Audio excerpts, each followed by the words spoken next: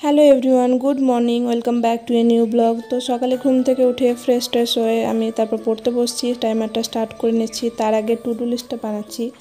রোজ রোজ আমার to do list বানানো হয় না, হয়তো সব কিছু কমপ্লিট করে উঠতে পারি না বলেই টু ডু লিস্ট বানাতে ভালো লাগে না। যেগুলো লিখবো সেগুলো হয়তো সবসময় কমপ্লিট হয় না।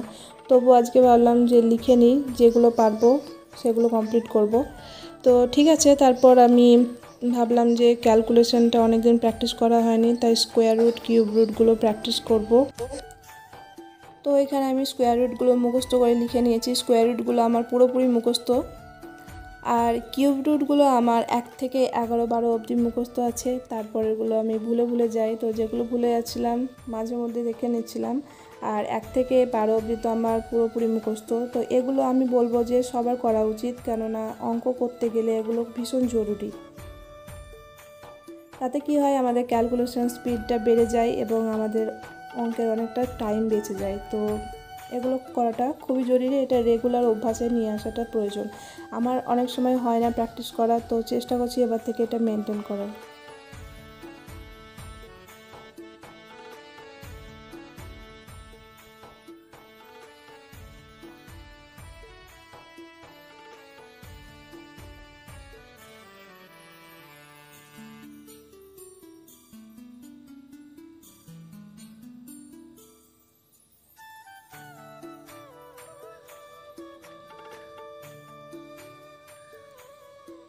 তারপর চা বিস্কুট খেয়ে একটু ব্রেক নিলাম, আর তারপর আবার পড়তে বসছি। এখন করছি নিমিষা বানশাল ম্যামের এডিটোরিয়াল। এটা সকালবেলায় আমি চেষ্টা করি যে রোজ করার, হয়তো অনেক দিন হয় না।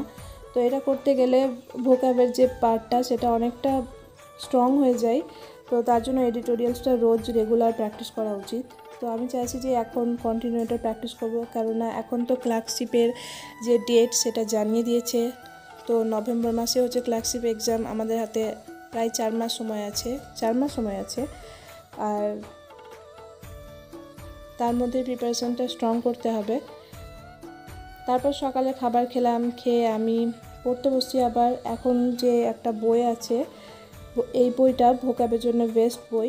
এখান থেকে সব কিছু বুঝতে পারবে যদি বইটা পড়ো, যে কীভাবে নিজের ওয়ার্ডসকে স্ট্রং করতে হবে, রুট ওয়ার্ড, তারপরে মানে মেন যে ভোকাবের জিনিসটা পুরোপুরি এখান থেকে কনসেপ্টটা ক্লিয়ার হয়ে যাবে, যে কি করলে আমাদের পুরো ভোকাব জিনিসটা আমাদের মাথায় ঢুকবে, আমাদের রেগুলার অভ্যাসে চলে আসবে। এই বইটা বেশ উপকারী বই। তারপর স্নান টান করে আজকে মা বানিয়েছিল পোলাও আর আলুর দম। তারপরে আবার পড়তে বসছিলাম। আজকে পড়তে দুপুর থেকে বসা হয়নি, একটু রেস্ট করছিলাম আর ঘুমিয়ে গেছিলাম। তারপর সন্ধ্যা থেকে পড়তে বসেছি। তো আমি একটা প্রবলেম অন ট্রেন্সের পর একটা অঙ্ক ছিল, সেই চ্যাপ্টার থেকে অঙ্কটা করেছি, টেস্ট পেপার থেকে করেছি আমি এটা। তো স্যার ভালোই বোঝান। তারপর আজকে যেহেতু আমতি, তার জন্য আমাদের বাড়িতে একটা ডেজার্ট বানানো হয়। তো আজকের ব্লগটা এখানে শেষ করছি, বাই।